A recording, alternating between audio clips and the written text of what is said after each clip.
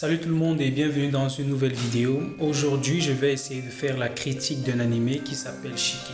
Shiki est un animé qui est sorti en 2010 et il raconte l'histoire d'un village dans une forêt perdu au milieu de nulle part. Et à un moment donné, les habitants de ce village commencent à mourir petit à petit. Bon, un médecin de ce village, lui, va être étonné du genre, il ne comprend pas que les gens meurent aussi rapidement et de maladies mineures. Alors, en menant ses enquêtes, il va constater que en fait, c'est pas une maladie, hein.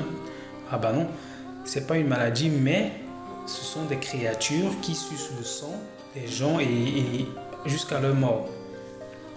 Alors, lui donc et un autre jeune homme, ils vont donc essayer de mener les enquêtes et d'essayer d'éradiquer tout ça, quoi. Alors, les morts surviennent à quel moment? Les morts surviennent quand une famille bizarre, je dirais bizarre, arrive dans le village. Et donc, normalement, les soupçons vont se porter sur cette dernière. Pour le résumer, eh bien, voilà un petit résumé. Bon, maintenant, entrons dans le vif du sujet. L'histoire est vraiment contrastée en fait, parce qu'elle oppose plusieurs thématiques comme l'amour, comme l'amitié, le bien, le mal, des concepts assez récurrents dans la société. Mais dans cet animé, ils sont mélangés, de telle manière que la barrière entre tout ça est vraiment très floue. Comme on va rencontrer peut-être un moine humain qui se met à un moment donné à défendre ses vampires, disant que ces vampires doivent se nourrir en suçant le sang des humains. Et d'un autre côté, on a l'ami de ce moine, le docteur, lui, qui va chercher par tous les moyens, voire même les moyens les plus extrémistes, à endiguer le mal, c'est-à-dire à tuer tous les vampires là. Mais on voit aussi que, parce que cette famille-là est dirigée par une petite fille entre guillemets, disons parce qu'elle a genre 100 ans ou 200 ans, et on voit que malgré toutes ces années, elle jouit d'une certaine mentalité enfantine. Vous voyez un peu le genre. Donc on dirait qu'elle n'a pas grandi mentalement, quoi. Elle est toujours fragile, elle pleure parfois, et aussi les vampires, la plupart des vampires dans cet animé sont même ceux qui pleurent le plus, hein. Comme pour dire que ce sont des vampires, ils tuent les gens, ils sucent le sang, mais ils sont tristes aussi. Donc on a là des vampires qui sont censés être des méchants, qui se mettent à pleurer comme si c'était des victimes. Et d'un autre côté, on a des humains de ce village. Un village, il faut que je vous dise, c'est un village fermé, coupé du monde. Et les habitants se complaisent dans leur monotonie. Et bon, voilà, à tel point qu'ils vont faire semblant de ne pas voir que tous ces morts ne sont pas naturels, quoi. Et vers la fin, on voit comment les humains sont pris d'une rage terrible. Du genre, ils se mettent à massacrer les vampires, on dirait. À un point, on pourrait se demander qui sont les méchants et qui sont les bons, en fait. Donc, cet animé développe plusieurs thématiques très, très intéressantes. Mais alors très intéressantes. Comme quoi, ce qu'on considère parfois comme méchant ne l'est pas souvent, comme on peut l'imaginer. Et ce qu'on considère comme gentil ne l'est pas tout le temps.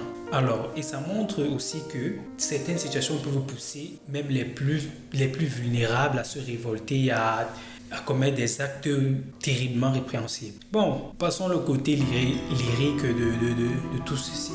Et sur le plan artistique, le plan de l'intrigue, véritablement l'intrigue est très très intéressante. Les animations sont bonnes, ouais, les animations sont assez bonnes. Par contre, les dessins sont pour ma part mal faits, parce que moi j'aime pas comment les personnages sont dessinés, quoi. Mais sinon les plans sur les personnes mortes, la manière dont les gens meurent, la manière dont ils sont tués, les cadavres en putréfaction, tout ça montre que l'animation a été bien faite, mais le chara-design des personnages ne l'a pas été pour autant. Ça, il faut qu'on se le dise. Comme par exemple, on voit des personnes qui se font tuer par coups de pieu, ou alors des êtres humains qui se font sucer jusqu'à la moelle et hypnotisés sans aucun moyen de riposter.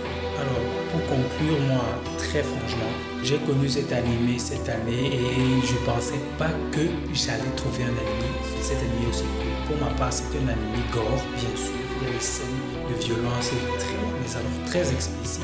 Mais sinon, c'est pas tout, hein. Il y a un aspect terriblement lyrique à l'intérieur. Et j'allais oublier les OST et l'ending. Non mais, sérieux. Cette OST sont faits pour des psychopathes, quoi. Genre, tu suis l'OST, mais t'as des frissons, même sans voir l'anime. Non, mais les OST, c'est une vraie perle, sont des vraies perles. Ça, je vous le conseille vivement. En conclusion, Shiki, c'est 24 épisodes d'émotion, d'atrocité, d'horreur, de frissons et même de satisfaction parfois. Ouais. Bon, je vais arrêter de vous spoiler, mais si c'est que toi t'as pas vu l'anime ou alors tu hésites à le voir, bah vas-y. Si toi là, t'avais jamais entendu parler de l'anime, hésite pas une seule seconde.